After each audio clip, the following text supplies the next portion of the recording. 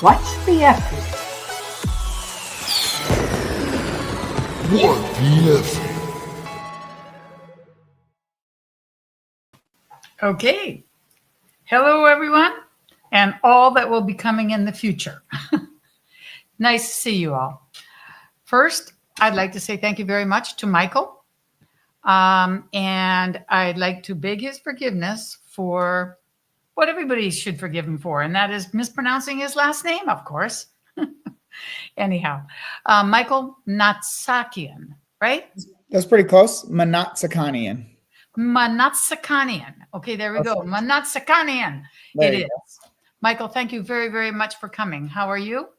I am doing all right. How about yourself, Effie? How are you doing today? I'm doing well. I'm doing well, and I'm very honored to have you as my guest. So thank you for that very, very much. And Michael, for those of you who might know a little bit about him, has a lot he can share with us, and he's been places and going places. But I would like to begin where I almost always begin, at the beginning. But before we get to the beginning, I want to talk about 8 Mile. That was the movie that Michael chose. And for those of you who know, I'm almost at the second iteration of the podcast. So soon I'll be able to show those adverts if you haven't seen them. Talk to us about why you chose 8 Mile. What's special about that movie? First and foremost, Eminem. Love Eminem. Obviously, my initials are MM. That's exclusively why. No, I'm just kidding. I just like, I like Eminem. I think he did a great job in that movie. And I love rap and I love the story. I love the rap battles. And I just really love like Jimmy or B Rabbit, who's like Eminem kind of in the movie. I love that he has to literally overcome basically all of his disadvantages in life. He has to overcome his own internal self-doubts, his external, like, dude, what are you doing? You're not the right fit. You're not supposed to be here. You're not supposed to be doing this thing. And he just does the thing that feels true to him. And that's all that really matters, whether he succeeds or not. Obviously, if you watch the movie, he does do pretty well, right? But at the end of the day, just the fact that he's willing to persevere and do the thing that he is passionate about, that's what it is for me. I just love that. I love a story like that. Yeah, it is a very good story. Especially when he first decides he's going to enter the rap competition, and we sit, I'm like, come on, open your mouth, come on, do it. Right. That was torturous because you want so much for him to succeed. And of course that was one of his failures. So that's interesting. And I love that he, the way that final rap battle versus Papa Doc, I love that he just says like, I know you're going to say all this stuff about me. Go for it. I'll say it about me first. So now let's start, you want to talk about me, let's talk about you. Like, I just love the way it's handled. It's just obviously, the winner or the protagonist wins in the end, but it just is, I just like it. Just him being authentically him is all. That's like, my favorite part about it for sure. That's really cool. I had seen it a long time ago, but I often will rewatch, and I did. And I thought, oh, I'm so glad I did. Thanks for that. There's parts of it maybe we could fast forward, but yeah, whatever. So I want to talk a little bit about your family of origin, because that does give us an understanding of where you came from. So talk to me about when you were little. Where were you born? What's your family of origin like? Are you an only child? Do you have a bunch of siblings? Talk to us about your early years. Sure. It's a great question. I'll even take it back a few years before I was born, but I was born in America in Burbank, California. I'm 100% Armenian, although my family, like my entire lineage is Armenian up until my baby girl, 100% Armenian, like our entire history of people are 100% Armenian. It's kind of insane. But my family immigrated to Russia at the time, early 90s, 80s, the Soviet Union, USSR owned a lot of the areas around it, territories around it. They were all part of, communist Russia.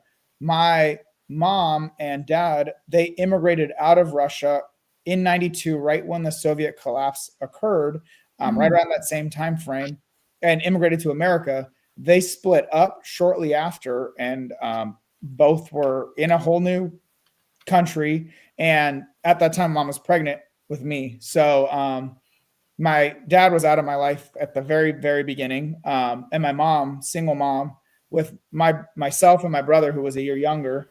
And she was in a whole new country, didn't barely knew how to speak English, didn't really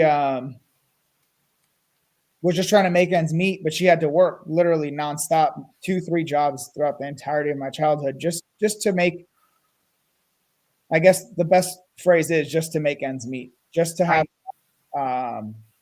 to pay for housing, to pay for food. She was too prideful. One of her bigger faults, but also strengths. Very hardworking, but prideful to get on any government assistance or anything. But for me, just being born in our amazing country, like America, is by far the biggest lottery ticket I could have ever won. I could not have fathomed a life in Armenia, who's still going through war, and Russia, who is a protagonist, or not a protagonist, who's actively attacking Ukraine, also in a war. It's like I'm Yeah. just thankful forever and always for being born an American. So I'm, regardless of all the Understandable. struggles and everything, I'm so thankful that this is where I've been raised. So Wow. That's awesome. Now, where in America was she at that time? so around Burbank, California. So it's like Okay. near Los Angeles. So she stayed there. Okay. She stayed And there. who took care of you guys? If you had a brother that was a year younger, who was taking care of you guys while she was working? Yeah, that was the trouble. So she, when her and my dad were together, we had a grandma on my dad's side who would also take care of us. And then really like friends or try to take to work. That there was not a lot. And very early on, I guess I don't really talk about this a lot, but very early on in our childhood, I was taking care of my brother and I. Basically, we go to school or whatever was there at the time, and then whatever afternoon activities, and then she'd come home and grab us. So we had very, very little bit of supervision and guidance outside of, when her and my dad were together and my grandma, or if she made friends, or, we had like American grandparents that were older people that were really nice and wanted to help out and took care of us, because my mom was basically at work the whole time. Wow. Wow. That is not easy. I have to say that I myself had to take care of my little sister. So, because my mom was working in a similar situation to you. So I do understand that. So taking a look at this picture, this is your mom. Yes, this is my mom. This is She's my mom. Gorgeous. Thank you. Yeah, she must have been 19 or 20 years old in this photo. Wow. And that's you? That was me at my first Christmas. And I love this photo because my baby girl is exactly the same age I was in that photo, going through her first Christmas right now. Once again, just so fortunate that what a difference. I mean, 30 years has made. It's kind of insane. Yep. Yep. Absolutely. Absolutely. And so talk to me about this picture here. You're a little bit older. Yep. Those are my grandparents, my grandpa and my grandma. I love them so much, both of them. My grandpa didn't have a dad, throughout the majority of my childhood. So my grandpa has always been my role model of like how to be a man, how to be a provider, how to take care. And my grandparents are my favorite people in the world. Maternal or paternal? Maternal. Okay. Yes, maternal. Nice. And but the problem was, since they were in Russia, it was very hard for them to come to America. So we didn't get to visit them often, except for when we went and visited them in Russia. So I always cherish those moments. Absolutely. Nice. Very, very nice. All right. So at this point, this is preschool or in school? I don't know.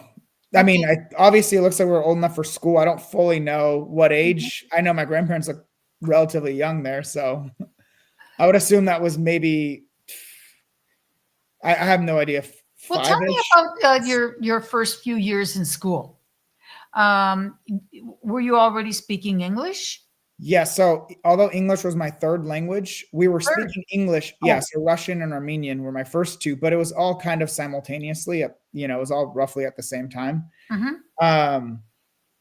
At school, yeah. So my brother and I were we had a few extra classes than other kids to adjust to, English, and a little slower reading and writing, not because we were incapable, just because we were doing more than the average person, in regards to speaking, reading, and writing. Right. nonetheless, we were a little slower at the time in our education. Our early years was actually really funny. I almost brought on a photo of this. So because my parents were so, I guess, proper, even though we didn't have a lot growing up, we still wore, for the first like several months of going to school, we wore little suits. Like they dressed us up in like little crazy businessmen. We would go to school in little suits. And it's Oh, I'm really, sure really the American kids thought you were totally weird. yeah, on top of the last name, yeah, 100%. They're like, what the heck is going on here?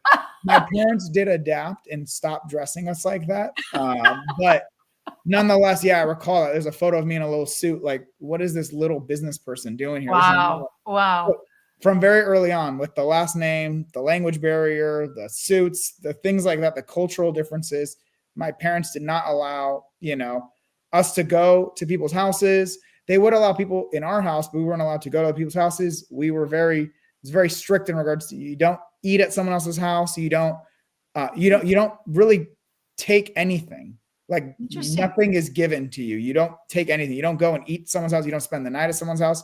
It's for me, it feels very strange because it's like, well, all my friends are doing it. Why would we not be able to? But that's just the way it was culturally for them. And that's all they pretty much knew. So that was like I've never even thought about these things in like, I don't know, decades. So it's kind of weird to like go over this for the first time. It feels like a therapy session. Oh, well, the thing is that I think there are a lot of podcasts with you on already. You're becoming extremely popular.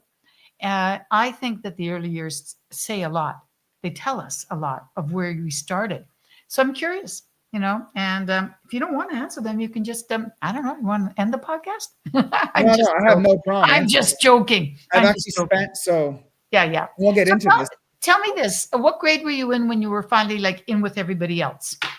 Was it in elementary or was it high school? It could have been elementary, although most of that's like blacked out kind of, I don't really remember most of it. In middle school, right at the start of middle school, we moved from like this. So we were in LA really young, and then around Santa Barbara until middle school. So around 6th grade, we moved to Paso Robles, more like Central California, like San Luis Obispo County area. Yeah, that's a beautiful area. Very nice area. And that's when my stepdad came into our life as well. So we moved to Paso Robles, and I was figuring myself like new kid at this new middle school. My brother was in 5th grade, so he was just finishing up his elementary school. I was just starting middle school with no friends, didn't know anything. So it still took a little bit of time to acclimate with people, but sports was like a big one for us. So we played a lot of sports. That was an easy way, except for, our last name was always this massive barrier. It wasn't like a language thing. It wasn't like it was always the last name. It's just like, what the heck? Who, like, what are you? Like, I've never seen something like that before. Especially on your football little children, when they're seeing all those letters together and they're like, what is that? I remember when teachers would say Michael, and then like a substitute or something would try to even start saying, I'm like, that's me. You don't need to try it. I got it. It's me. I'll like, save please, you. Yeah, please don't go out of your way to try to say it. And it's funny with sports, with the football, my jersey had my name on it. And then even in the military, it's like on my name tape, this last name has never left me. I no longer think of it as, for a long time, I wish I didn't have it. I wish it wasn't so hard. I wish it wasn't so different. And, when it came from my dad, who was not a part of my life. So it's like, what really is the purpose of this crazy last name right now? But then I took a lot of pride and ownership of it, not from him, but for me. This is my identity. This is who I am. And it is different. It is authentically me, and it is who I am. So like, I am Michael Mnatsakanian. I don't care about what it's attached to or anything. Like, I am Michael Mnatsakanian. I'm proud of it. I'm no longer embarrassed of it. And maybe that's where 8 Mile comes in too, is just going into, who I am. And, that's a big part of it. That's interesting because I felt the same way about Effie.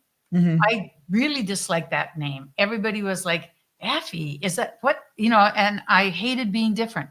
And when I was 16, I tried to change it. And then everybody said, because technically my first name is Francis.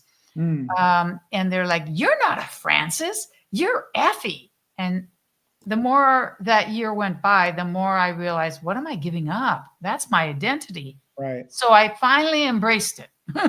That was me And in now, college. what the effing?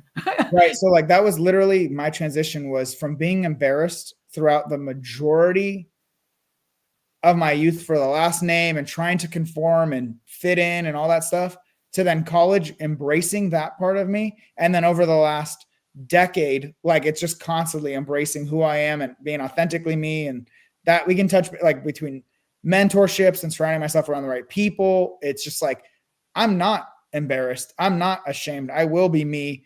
For those that are cool with it and want to be part of it, let's do that together. If you don't, awesome. There's 8 billion people. Go hang out with them. Like I no longer worry about anyone else and what they think. And that's been such a relief mentally to just, Also, there's a pride in being different. Yeah. You get to an age and you go, wait a minute. Okay, it does help to be different. So yeah, I know what you're saying very much. Although your name is more difficult than mine, but still, no doubt about it. Well, let's continue now. You were in high school, you were doing sports, and you seem pretty athletic, so I bet you were pretty good. Football, anything else you jumped into? I kind of did everything, and I wasn't very good, but I definitely tried hard. I played football, I played basketball, I tried baseball for one season in varsity, and I didn't even make the team. I was so bad. I couldn't even catch but I tried every sport. I played golf in my senior year. I did swimming. And then I did wrestling and track. So like I did a little bit of everything. For me, always, I was always very academically inclined, and it wasn't that I'm gifted. It definitely wasn't the case.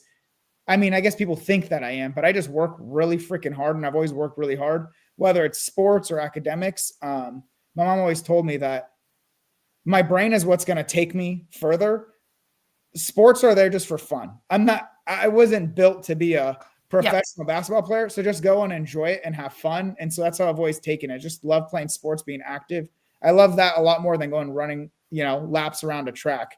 So that's kind of always thought of sports, like, how can I be healthy? How can I have fun with other people? How can I do some, compete? But it's never going to be I never stress myself necessarily over sports. Education was a whole nother thing. Yeah. Let's talk about academics. How were you as a student?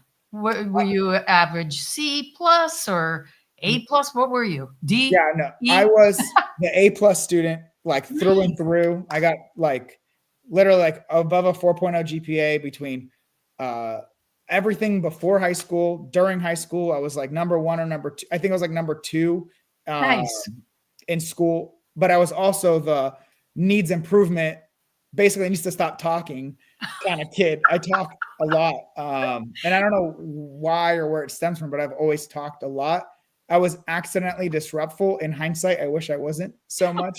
I think I just got bored very easily. And there was I see things that they do now in school, like letting kids stand in the back and things like that. That could have been helpful for someone like me who was just bored. I'm like, I'm done. Like, I don't know what else to do. Yeah. You know? So when you were getting ready to graduate from high school, did you already know what you wanted to do when you grew up? Talk to us about that aspect, because I do find it interesting that some have no idea and others knew, this is what I'm going to do. Right. Where were you? So I thought I knew what I wanted to do because my mom told me what I wanted to do for the entirety of my life. And anyone who's got immigrant parents, or even not, but if you have immigrant parents, you're going to go into one of two paths, which is basically doctor or lawyer. Maybe now it's computer scientist, but it was like, I'm going to be a doctor no matter what. And I was okay with that idea because I've always wanted to be financially free. Since we were not that as a family, I didn't want finances to be a hindrance on on my life. More so less about the money. I've never been a materialistic person. I don't care about literally any materials. There's very few things I actually care about, like material possessions. But the freedom that having money would allow you to do whatever you wanted to do, that has always been a major driver for me. But the idea of becoming a doctor to make good money and to really help people, that was a huge one for me. I've always loved helping people. And I even, which made me very good as a student going into college to get scholarships. I mean, I was always volunteering, doing sports, and academically doing really well, like the over 4.0 GPA. So I was a great candidate for school, and I went in as I was going to be a doctor. That's what I was going to study, neuroscience and physiology. Oh, interesting. So you started on the pre-med I did. And one thing I want to highlight, I also met my wife in my senior year of high school, and we've been together since then. So over 12 years now. So that was like a huge pivotal moment of my life too, was meeting my wife in high school, right near the end of my high school. So at what point did you guys, she's a very beautiful lady. Well, sorry for the bad quality. That's not me. Oh, no, don't be silly. That's fine. Well, wait, actually, I might be able to enlarge it. Hold on. Oops. Yeah, there we go. Yeah, there we go. So But this was a whole journey afterwards. yes, it is. But you met her in high school. Yes, ma'am. Did she go to college at the same college as you? So her first year, she went to junior college, and then I went to UC San Diego, and then she transferred to San Diego State, which is a great state university. So Yep. she came and joined me in San Diego the year after. Nice. So then we lived together since then, essentially. Very Awesome. early on into our journey, we've lived together and been building a life together for over a decade now, essentially. That's pretty cool, Mhm. especially since you got a little one now. Yeah. But we're jumping just a tad. I want to know when you went from high school, what happened with pre-med? Are you a doctor? And how did we get to this picture? Tell me a little bit about that in between time. Sure. Yeah. So when I went to college during that first year, so just to understand kind of my background and my work, I mean, Yeah. I went to school 2 weeks before it started because I needed to work a job to be able to make ends meet financially. I got a lot of scholarships, but I also had to take out loans. And then You my still needed parents have money. always Yep. been, my parents have always tried to be supportive, but financially supportive is not something they could do. There's just no budget Right. for it. So I had to go and work at school even weeks before my first ever class because it was so, people think of 18-year-olds taking out loans and just like, oh, like they're whatever their thoughts are about it.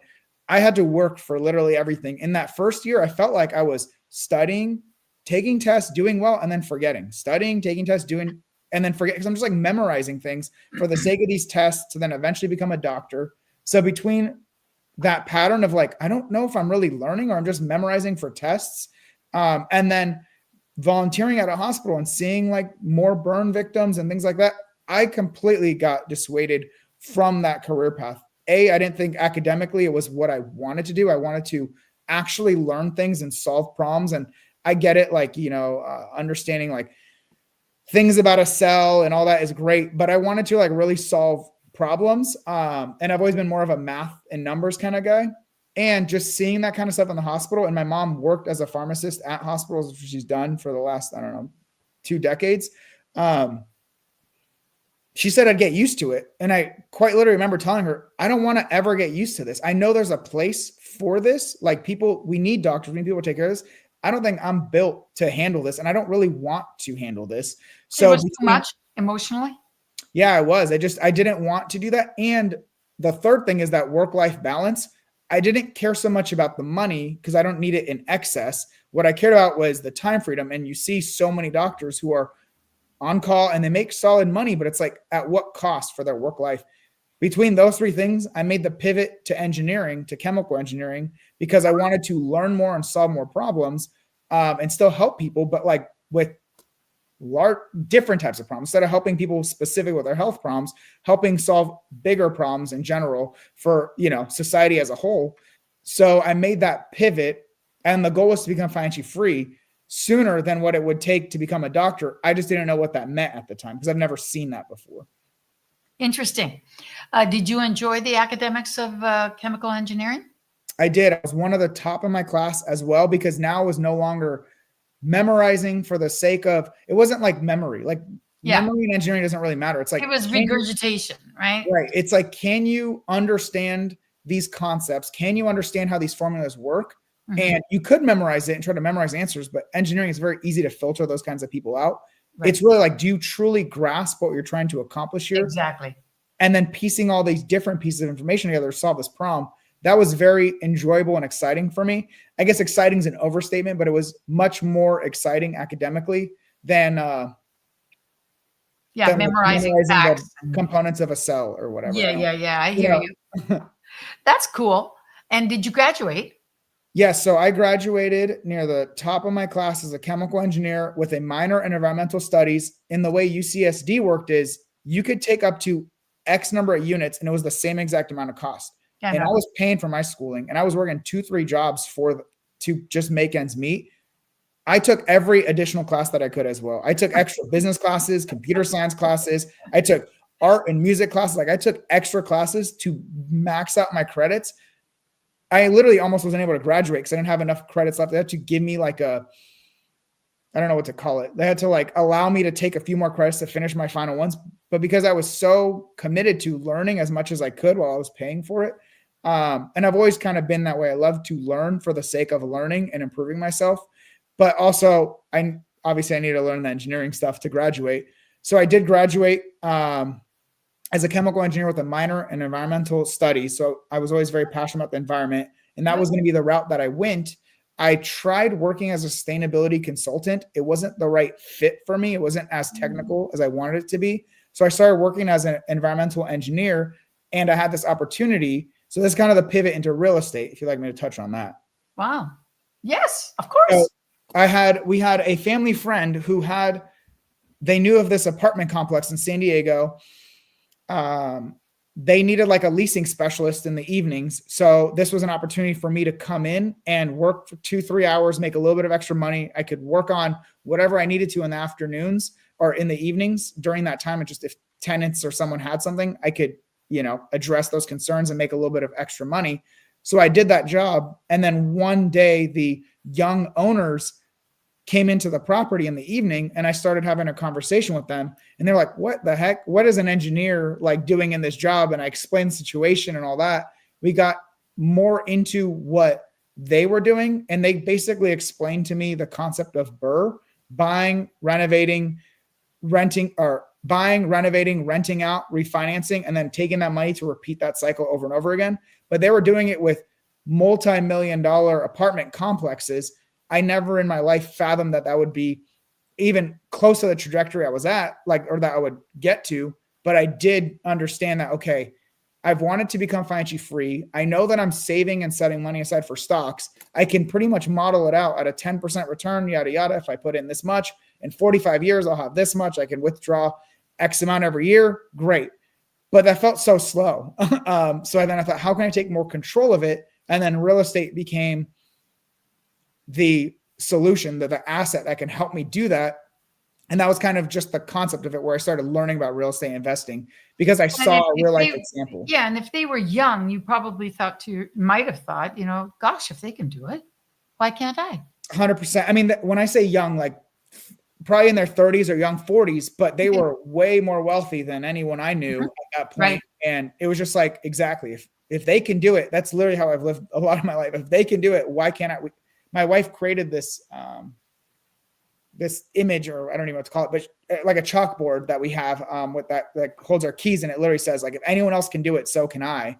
And that's truly how I feel. I need, maybe as an engineer, I need proof of concept, and then I can really hit the ground running. And that's kind of how I've always been, is I just need some proof of concept. And once I see that works, I will go full force into it, just make it better and iterate it and make it better. But I need to see it. I need to believe it's possible before I can move forward with that. Yeah, that's interesting.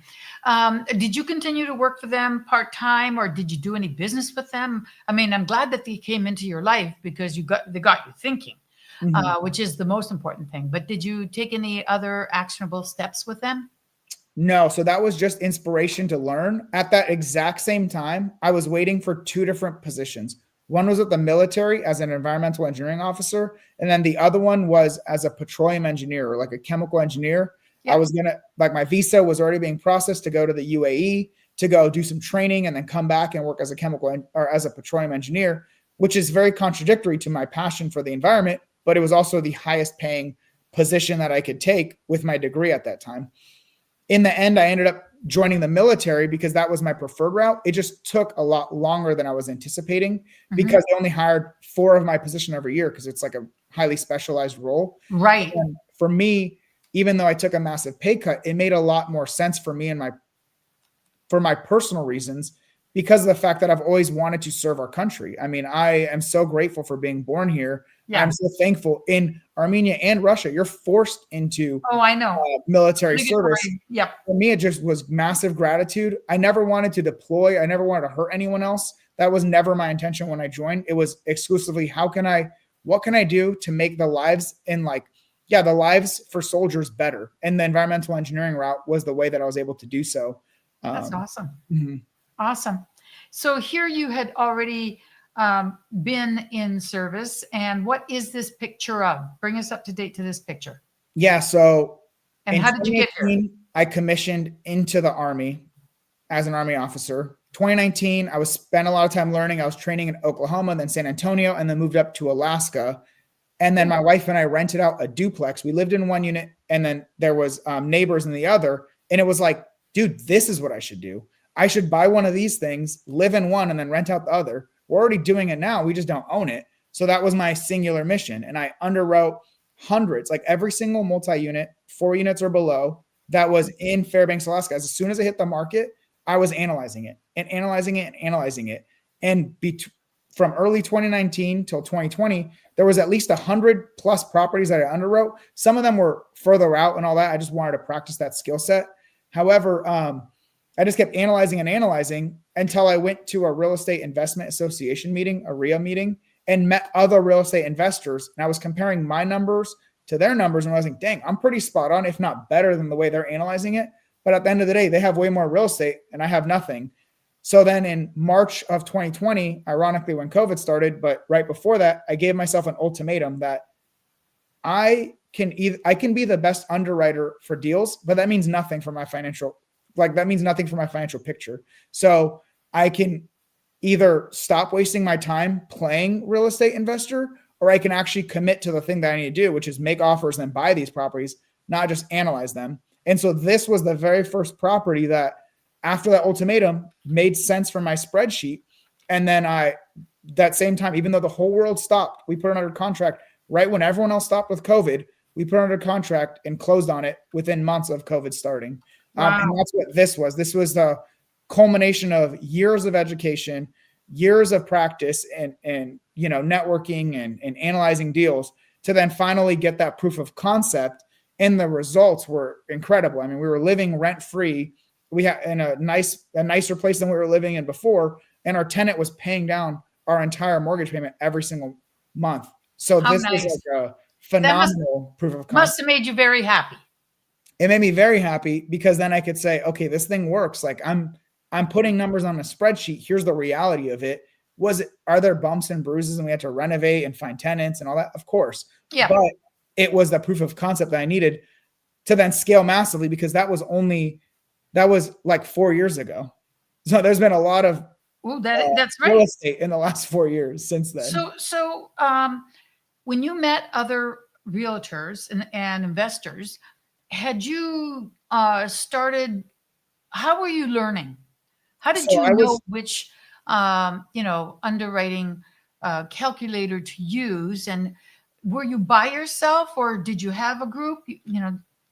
Yeah, great question. So at that time, there's even more information now than there was back then, like online education. I wasn't very much in the funnels of like real estate education or anything like that, but I did hear of Bigger Pockets and I was listening to their podcast. I was reading their books. I have plenty of them on my bookshelf over here.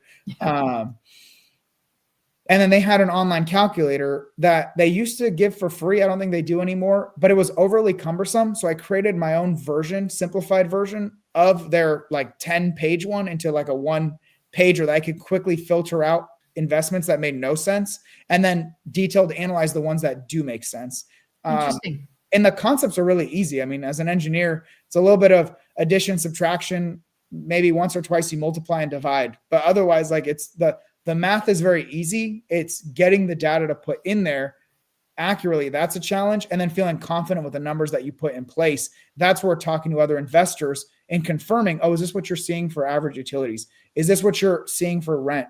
Do you have vacancies? Like 8% vacancy of rental income is around 1 month of vacancy. Are you seeing 1 month more, less? Like learning what was real to then plug in made it much better for me. Not just analyzing in a vacuum, but analyzing based on real numbers by real investors in the market that I was looking to operate in. So your calculator is something that is rather sought after. And I'm curious, is it the original one or were there many iterations? And how can we get your investing calculator? Yeah, so that calculator is in the graveyard. It's phenomenal. It was phenomenal for its purpose. But for me, it's my current calculator, the Ultimate Creative Finance Calculator. It is and was online. There's a free one that you can download at any time on my website, michaelmnat.com, or you just go on like my Instagram at Michael Mnat or Mnat. Then you can find all those links and resources. Otherwise, I do have my paid calculator. There's a paid calculator. You pay one time, you get lifetime access to it, but I'm bringing it into my, like I have a community of super investors. It's something new that I've started to help. Yes, people yes, on you what I've been are. able to do. And I want, we're going to, what the heck? Let's just jump. Wait. I'll give like a 5-second summary of what I've done since then to now from the very first property. Well, yeah, I guess we better at least talk about who the frick is this dude? How did he get into my show? Yes, so Pace Morby. So let me give a very quick summary from that very first property. Like I said, it was my proof of concept. So, and I said, real estate is phenomenal. I'm going to do more about this. But because I was house hacking or using my VA loan to live in, a property and then rent on the other side, I need to wait 1 more year to be able to do that again. So I said, I want to learn more and more about real estate. So I started learning about wholesaling, where I can find great investment opportunities and then put them under contract and then sell them to end buyers. I started doing that out of state in Huntsville, Alabama. And wait, you were still in Alaska? I was still in Alaska while I was doing that in Alabama. I didn't want to do it in Alabama. Okay. Yes. I was just basing it off the metrics of if the goal is to sell properties or put properties under contract to sell them to end buyers, well, where are more end buyers at? In Huntsville, Alabama, parts of Florida, these were areas in which there was a lot of buyers for investments. So what I did was I would talk to them and see what they wanted. I would reverse engineer and then find them what they wanted. So I always had a buyer for the deals I put under contract. Where a lot of wholesalers are looking for deals and then trying to sell it to anyone. Right. I work with buyers to find them exactly the deals that they wanted, because then I knew exactly how much I would be making as well. So it gave me confirmation of my numbers. That's good. Yeah. And it's also kind of analytical, the way you'd expect an engineer's mind to work. Did you come up with it on your own, or was that part of PACE? No, so PACE is even later. I had 27 rentals before I even heard about PACE. Really? Good for you. But PACE helped me elevate to a whole nother level in for a variety of reasons, which I can touch on. Did the wholesaling, and then I was able to house hack another property. I combined my ability, like I started learning about seller financing and creative financing, so I did not have to wait as long. This is still before PACE actually as well. So I learned about seller financing, combined my off-market deal finding in my local market of Alaska, looking for more multi-units to buy creatively. Long story short, I was able to get 20 rental cabins under a contract that were going to generate me thousands of dollars a month in cash flow. And I was able to structure in such a way between the bank and the seller, I was going to make money to buy this property that then generated me a bunch each month. And that's what I got. Wait, this is where everybody goes, really? It's really true and possible? Wait a minute, do a background check on this guy. Let's see those HUDs. Hey, I'll take it to the cabins. Oh my God, I'm so happy for you. Was it in Alaska? Yeah, so all those first 27 were all in Alaska. Well, I guess what's that? That's 26. So the first 26 were all in Alaska. Cool. How did you, since you hadn't come in touch with, who I consider one of, a fantastic mentor and a bit of a magician, how did you figure it? It wasn't from, I don't think it would have been from Bigger Pockets, because I was following Bigger Pockets. No one there was able to help. So it was the concept of seller financing. The seller had equity in which, like, let's say it was a $800,000 purchase price. They had around a $400,000 debt. He needed around $100,000 to $150,000 of his $400,000 of equity, right, to then be able to do his next venture. So what I did was said, okay, well, what about that other $250,000? What can we do about that? Because I need to bring in 25% down to buy these cabins. I don't have $200,000 plus closing costs and all that to buy this thing. I do want to buy it. Is there a way in which we can structure this for it to make sense? So I haphazardly implemented the Morby method, which is take out a new loan, a commercial loan, buy the property, and then have the seller basically transfer back the funds and then finance it to me over the next 12 years. I was able to structure better terms with him than the original bank, than the actual commercial bank. And that was the only way I was going to be able to make it happen, because it was military, right? I didn't have a ton of funds. Yeah. And I needed to, yeah, I mean, that was the gist What of it. about paperwork? I mean, Yeah, so that was really Pace has tough. always been a big one on paperwork. How did you even find that? Did Yeah, you so I have to mean, write it in the up? grand scheme of things, it was two simple things combined into one complicated transaction. It was a new loan, which any title company will do, and then it was a seller finance loan, which any title company can do as well. And then just combining those two, because the bank allowed the seller to carry 10% of my down payment, we already had a lot of that stuff done the right way with the servicing company, who I Nice. pay to pay the seller. We just took that and then expanded the loan from 100,000 to 200, like 30 something thousand. So then I didn't have to pay any money, and then, ended up with a little bit more. It was fortunate because seller financing isn't overly complicated. It's done all the time. And Yep. Pace, my mentor, right, our mentor, who's so phenomenal, he didn't create any of this stuff. He's No, I just know. better than anyone else at articulating and helping other people get in the fold. So, especially seller financing, very common. It was combining these two common strategies into an uncommon way of buying and holding real estate, which we actually dubbed the Morby method, which I didn't know until a year later when I heard about Pace Morby. How cool is that? That investor, I mean, that seller, um, very fortunate that you were able to connect with him. Yeah, so I connected with him about a 2-unit property that he had, because 20 rental cabins was not even on my radar. It was his 2-unit that I wanted, but he was moving out of Alaska, wanted the 2-unit to be able to go back to when he visited, but needed some of the money to then be able to buy his next property in Colorado. So that's how we were able to structure it, by really, as Pace says, finding the bunnies. I understood what the seller needed and structure the perfect deal for him and for me. Otherwise, it wasn't going to work for either party. How cool. How cool. So you were already kind of doing the thing, even though you hadn't even met Pace. Yes. When did the dude come along? Like, when So- did you join Sub 2? Yeah, so at that point I had a year left in my contract. So this was around the 3-year mark of my first contract. I decided, you know what? I'm thankful for my service. I've done what I came to do. I'm going to get out. I told the Army HR that I'm basically out, or I'm out when my contract renews in 10 months. And so I started that transition out process, and I thought, okay, I'm basically retired. I have $7,500 a month coming in every single month from real estate.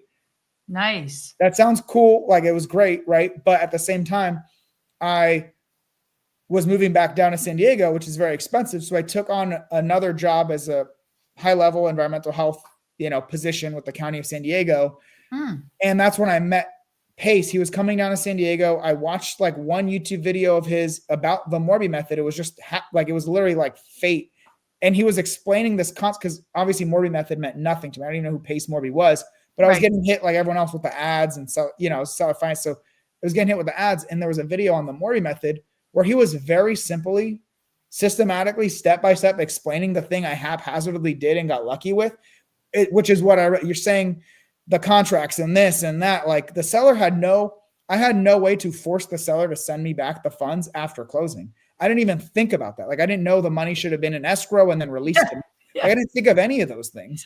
And you were also, there was an angel guarding you, because if it was the wrong person, it could have been bad. I built a good relationship. I mean, we literally signed the contract. We were at a bar drinking like Bloody Marys on we were building a relationship. That just was the only thing that felt natural. People ask me all the time, like, how do you negotiate? So I'm like, I'm just like a normal person. Like, I'm not trying to negotiate. People ask me, like, with my coaching and all that, like, oh, how do you do these marketing and sales and all that? I'm like, I literally don't know anything about marketing and sales. I just know how to talk to people like a normal human being. And we build, either we resonate or we don't. And that's okay. Yeah. That's all I've ever done, is just be a good, normal person and be kind to other people.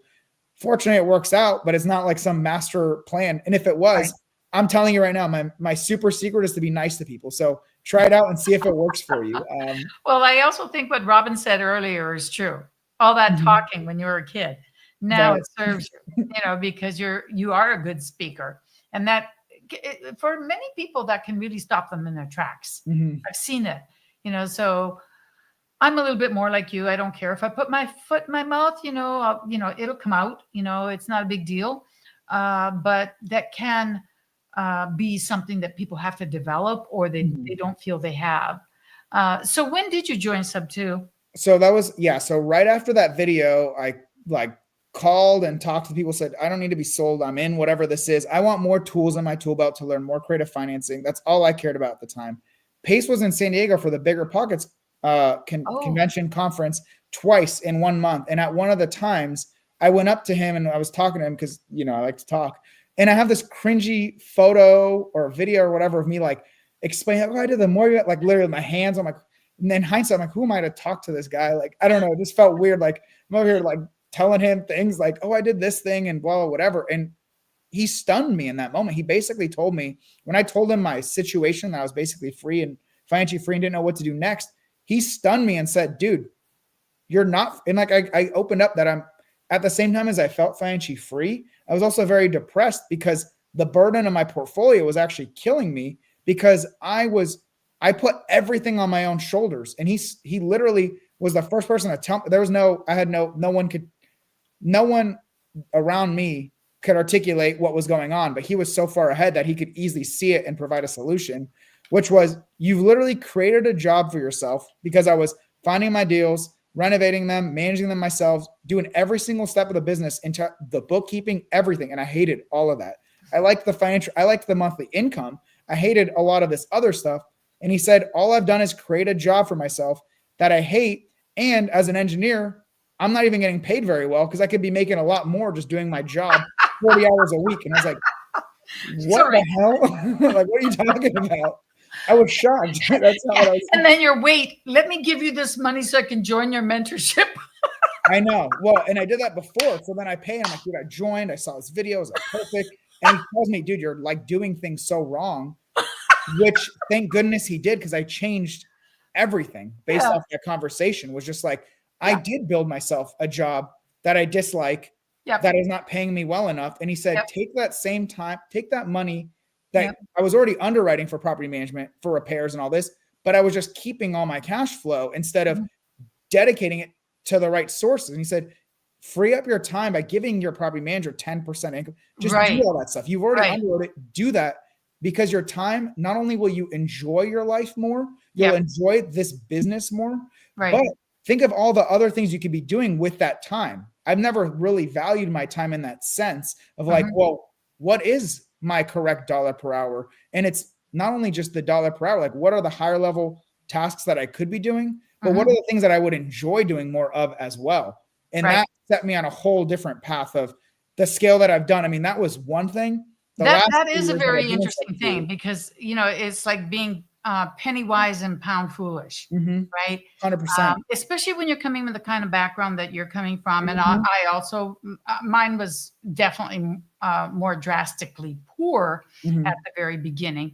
But, you know, when you're hustling to get those side jobs so that you can make ends meet or get a little bit ahead and stuff, you don't really think about, wait, why am I working for such a small amount? Instead, you're thinking, oh, and this much will go to profit. Yay. You know, so I get it. We just weren't in a position where Pace was, where he already understood that money is there to be used and to help you grow. And you can always get more money, but you can't get as much time. And if it's made you dislike it, now it's working against you. Right. So, yeah. And that's why I didn't want to grow my portfolio. He highlighted that too. I said, I don't really know if I want to buy more real estate. I think I'm going to retire real estate investing. I've done really well. And he said, yeah, of course you don't. Because the more you add, the more work you have to do that you don't enjoy. So mentally, you're going to sabotage any opportunity to buy more real estate. It was like, oh, duh, that makes a ton of sense. So like he helped unlock. At that point, mindset wasn't even I just work hard. Like I worked through everything, for better or for worse. And it was like, okay, well, wait, there's a lot more to this thing. It's not the strategy of buying real estate exclusively. It's everything. Your whole life. I know. This is a huge component. How do you integrate it effectively with your life? And what I've been able to do over the last 2 years, scale even more than I did back then. Like those are a crazy, like 16 months. And then what I've done in the last 2 years has been like drastically even better, but it's also been with the appropriate lifestyle design, which is huge for me right now. Like lifestyle design with my baby and everything is like my family and time enjoying my life and in the journey is way more important than just maximizing dollars. And honestly, with that mentality, I ended up doing better financially because then I can outsource things to the right people, as opposed to me trying to do everything not as well as they can. It's just this fun. Yeah, I agree with you. And I see other people coming, having their eyes open to that, like Rex, Shippy, and, I see other people who are understanding that. And that is a very important aspect for sure. So you met him in San Diego about 2 years ago? Yep. September of 2022. Oh, geez. I don't often feel this way, but I'm jealous. I started before you, and there's no way I have half of what you do. But that's not a competition. But here's the thing that... Well, it is just against yourself. Yes, exactly. Exactly. Yeah, that's exactly true. Talk to me a little bit about what you have done since, because, or maybe we should do it this way. Why don't you tell us what you're into now? Because I find it very interesting that you have not only amassed a good team, but that you are absolutely changing your entire lifestyle. And it isn't just about the money, but talk about that, because I think our viewers may know and they may not know. But I would like to talk about, the intentional investor. You've got a mentorship that you've got started, a private, group now. You've got school. Yes. So there's a lot of things going on, bud. yes. And I want to know, how big is your super investor community? Or is it too late for me to join? What's the story? Because I'm very excited about what you're doing. Thank you. Yeah. So, and that was Pace too. Like Pace has played, I tell people, like I joined Sub 2 to learn a little bit more about creative financing, but like Pace changed my life because he was the role model that I needed to understand. Let's just say me as a provider, there's a lot more that I can do to be a better husband, a better now father, and I could spend my time and energy more intentionally. And just a lot of mindset stuff that I've never worked through up until even now. I'm really in the phase where I'm really focused on like mindset and growth and trying to overcome some past things. Usually I just work through everything. But over the last 2 years, I really took a lot of what Pace said, either directly to me or to others, and embodied them in the sense of, he literally said, people join the Sub 2 community and some of them exclusively join, and all they do is just buy a few properties a month. And then I thought, well, why can't I be that? There's someone else is doing it. Why can't I be the one who's just buying deals? I don't want to sit there and wholesale and all this extra crap. I just want to buy and hold more real estate that generates me passive income and then builds my wealth through debt pay down and property appreciation. That's what I want to do. And he said, if I can go back and do any single skill set, the thing I would focus on more than anything is raising capital. And I said, why can't I get really good at freaking raising capital? Like, why can't I do that? So I've just continued like taking the first lesson of how I built a business that I hated. Like I just did not enjoy being part of that, raising capital and buying deals to create essentially my step-by-step blueprint of how how like over 40 times now, I've consistently bought and hold real estate using none of my own money by packaging great investment opportunities and then working with capital partners to then own these assets together, or they get solid returns on their money. So I've just really been focused on that entire process. Because it is the linchpin, isn't it? I mean, you can always find properties, and you just have to find the right ones. But if you don't have the money, it's difficult to always do seller financing. So if you have, the source of finding good PMLs or PMPs, now you've got the keys to the kingdom. And I think maybe because of what position I'm in now, I actually think it's the opposite. I think the more valuable position is finding great investment opportunities and then presenting that to capital partners. So I'm never asking for anything. What I'm doing is providing them a great investment opportunity so that they can be part of this deal with me or not. I feel like there are more people out there that have money than have access to great deals. So my job is to find these great deals and provide them to capital partners to work together on them. And that's been a huge part of it. And I say that very specifically and intentionally because of the mindset shift that I had to overcome. Like, remember as a child, someone offered me pizza at their house. I can't even eat that. Right. It's impolite to eat even that's something. So I'm never asking for anything. All I'm doing is providing great investment opportunities if others want to partake in that. It's been a huge mindset shift when it comes to raising Interesting. money. Very interesting. That is a little bit different. Good. Good. So talk to us about your PMLs or PMPs. Do you do more often? What sort of like? So you're going and you're getting the end buyer again, like you did when you were wholesaling. You went and got the right buyer, and then you went and found the property. Now you're getting the partner. Like, what is it that would be the perfect fit for them? You're going and getting that, and then bringing it to them. It's like both kind of simultaneously. Like I'm telling people, hey, this is what I'm doing. These are the returns that I offer. Is this something you're interested in if and when that deal arises? So then, and then I'm actively looking for great, like my business partner and I are actively looking for great deals to then bring to capital partners. And I basically was going to retire in August of this year. Just a couple months ago, I quit my job. They wanted me to come back into work. I said, dude, I got a baby. The last thing I need to do is come back into the office. And my real estate portfolio is making more than my W-2 income. And I don't mind being since no one else really tells you, my portfolio at the time was making around $20,000 a month and in cash flow. The debt pay down alone is around $35,000 a month. We're paying down debts. We're paying like $65,000 in mortgage payments. Now more than that, 85-ish thousand. A third of that is going to pay down my debts, and my properties are appreciating in value at the same time. Nice. I say that just to be very transparent so people understand what is possible, whether you're using your own money or not. If you're finding great deals, you're getting these returns, if you do them right. Right. So how much did you end up with net then? That you could keep for yourself. Now it's interesting. No, that's my portion. That's not the whole that portion. Is. That's my awesome. Portion.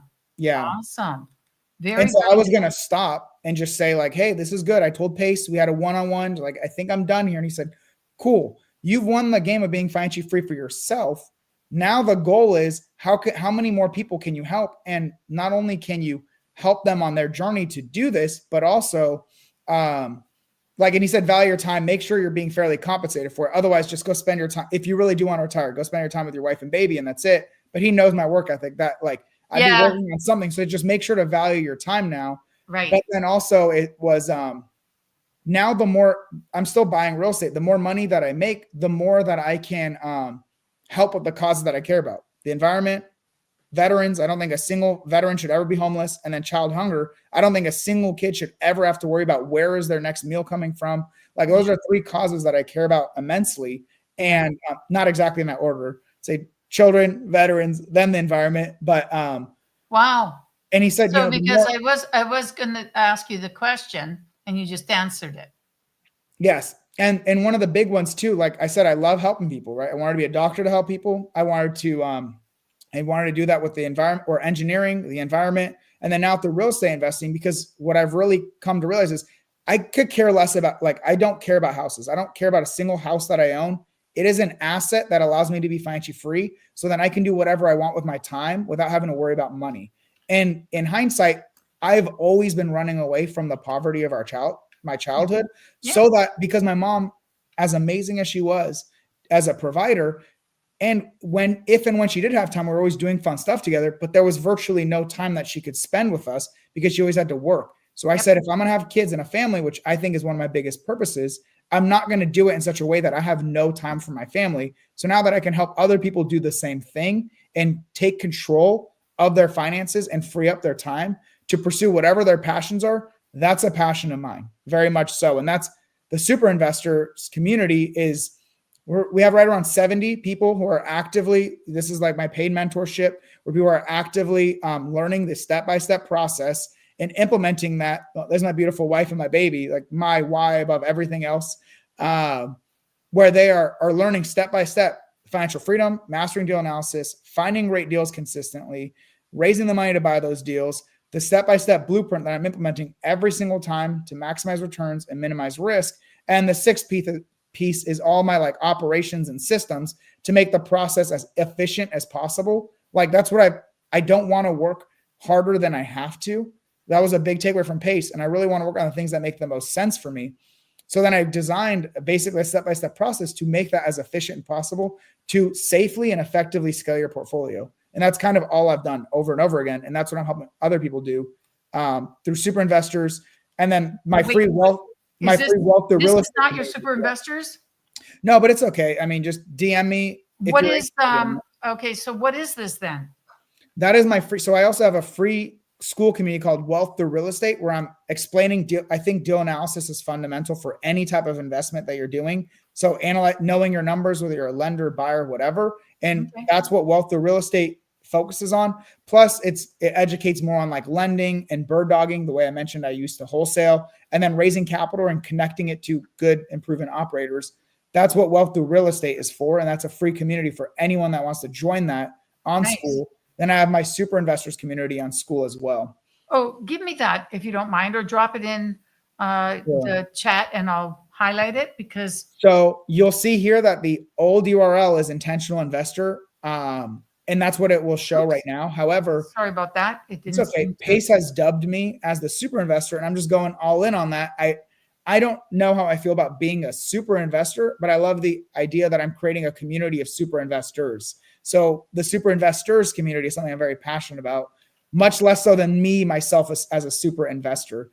The URL will change in the near future, but for the time being, it's based on what my old mentality was intentional investing. Like if you're going to invest, make sure it's assets that are pushing you forward towards your financial freedom goals, and understand that every investment that you're doing, like you have a choice to analyze that or not. And everything that you're doing to minimize everything that you're doing as part of your due diligence is maximizing your returns and minimizing your risk.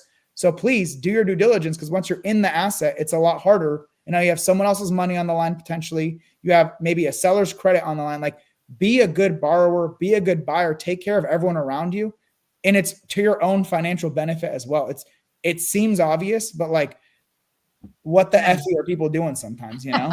Yeah, you do have to F and wonder. Tell me, Michael, is this your mentorship, or is it also with Adam? Because I know you and Adam this is exclusively to my mentorship. Adam and I are business partners for Coast to Coast Vets. We buy and hold real estate and raise money to buy and hold our assets together. This is very separate to me. I'm more of the systems and step-by-step guy. And that's what the super investors community is. And that's who I educate and what I'm focused on.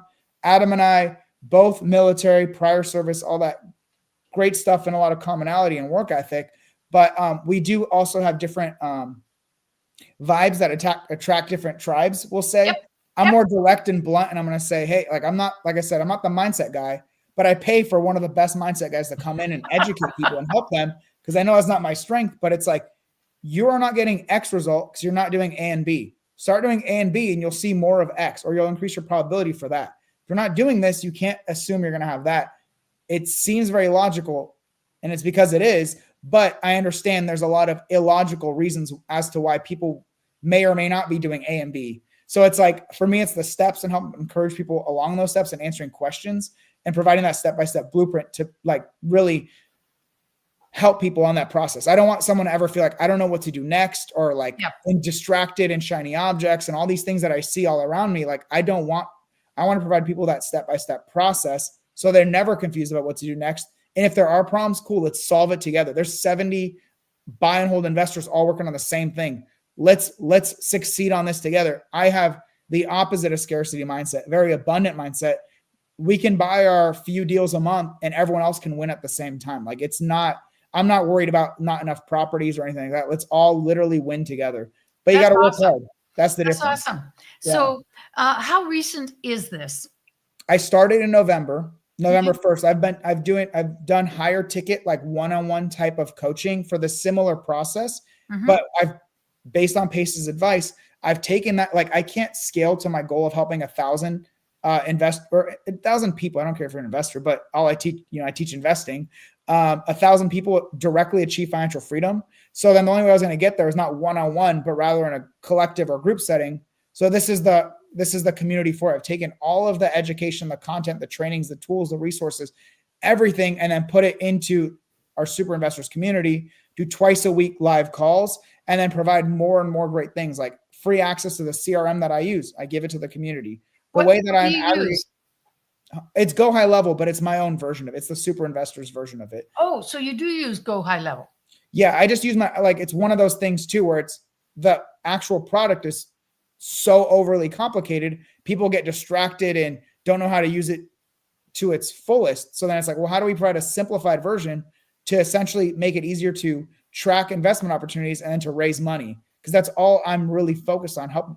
That is the thing that my thing is like very singular.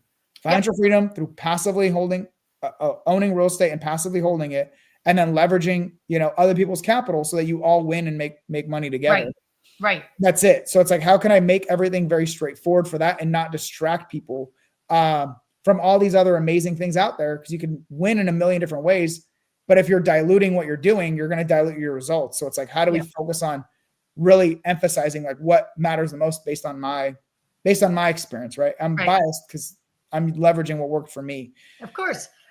And this is where folks can go to learn more about it. Yes, ma'am. Yeah. In the near future, it will say super investors, but I have to wait till the end of this month because I'm in something called the School Games. It's a competition on the platform for the fastest growing communities. And we've like exploded. I mean, we're like the 7th biggest this month, top 50 of like the tens of thousands of communities because people have seen me put in the work and they want that step-by-step blueprint. And I have like discounted pricing for anyone that joins this month as like a thank you for coming in early. Wait, this month. So just a couple of days left? Yes. Actually, and if you procrastinate and wait till November 30th, it's too late. So by the 29th is your all last right day then. For the discount. So there you have it, guys. If you're interested, don't waste time. And I think that at this point, I want to ask if you would mind coming back in about another year. Yeah, I want for to sure. see where you've taken this, right, and what you have learned about helping others, because you'll still be doing real estate very actively, but it is an interesting thing to see, the shift and the growth because you're in a different stage completely. Completely. And that's like what I'm super excited and passionate about is like, this is a new journey for me. Like I was kind of getting a little bored of real estate investing because it was like the same thing over and over. I'm thankful for the results, but adding this extra spin and helping other people more proactively and more actively in larger group settings is this very exciting part of my journey. And I'm investing just like I did for real estate, a lot of money to get better at real estate investing is the same thing that I'm doing with how can I be a better coach, mentor, educator, whatever you want to call it. How can I be better at this thing? Because that's what everyone deserves. If you're paying me to do anything, you're going to get the best of me. And what I'm doing is I'm taking all that capital and reinvesting it to provide more tools and resources for the community and to develop myself to be better for everyone. Because I got the blueprint, I've got all that stuff. How can I be even better for everyone? Wow. I'm 30, right? I still got a long journey. So I've got a long time to keep learning and investing in myself and helping other people on the journey. Absolutely. I hate that it actually has to end. But I would like to say thank you very much to our audience and thank you so much to Michael.